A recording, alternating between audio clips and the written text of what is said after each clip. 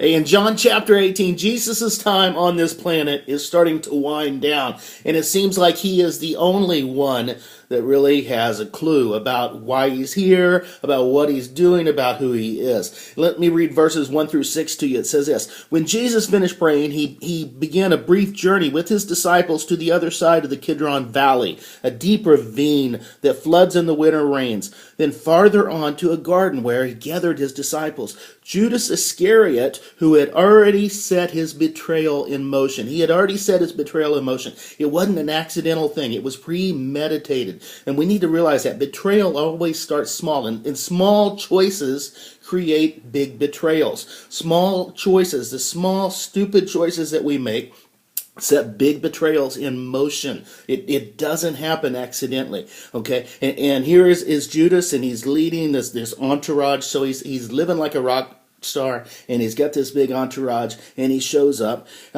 He enters the garden with an entourage of Roman soldiers and officials sent by the chief priests and Pharisees. They brandished their weapons under the light of torches and lamps. Jesus stepped forward. It was clear he was not surprised because he knew all things. He wasn't clueless about this. He knew all things. He knew what was going on. He knew time was ticking. Jesus said to them, "Who are you looking for?" And Judas's entourage said, "Jesus the Nazarene." Jesus said, "I am the one." Judas the betrayer stood with the military force. As Jesus spoke, "I am the one," the forces fell back on the ground. Okay, just the sheer force, the sheer power of his words knocked them down. Boom! It knocked them on their high knees. Just the power of his words. I am one. All right, knocked the entire army down. He defeated the army with his words. Oh, then they get back up again. And Peter runs, and we read about it here. He runs, and he there's a servant named Malchus. Peter lobs off his ear, chops off his ear, and so his ear hits the ground. Probably looked like a little Vienna sausage floating around on the ground there.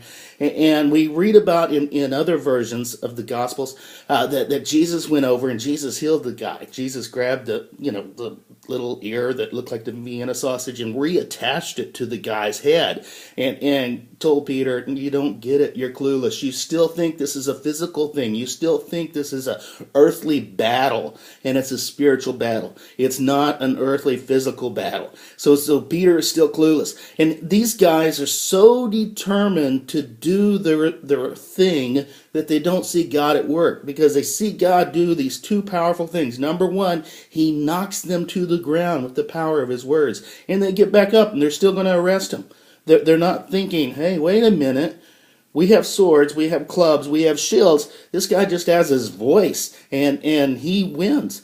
They didn't quit at that matter. And then they turn around and they see him reattach a guy's ear and do amazing miracle there, and they still don't quit. They don't see God at work because they're so determined to carry out their own agenda. They're so determined to do their own thing that they miss God at work. He's knocked you down with the power of his words. He's reattached an ear, and you still arrest him. Nobody says, "Hey, wait a minute, guys, this guy might be who he says he is. Let's get a clue here." No, they go ahead and they arrest him. And a lot of times we do the same. We get so determined to carry out our agenda that we miss God at work. We get so determined to do our thing, even if it's a good thing, and we miss what God is doing all around us. Let's pause. Let's notice. Let's take note of what God is doing, and let's do it with him. God bless you guys. Giddy up.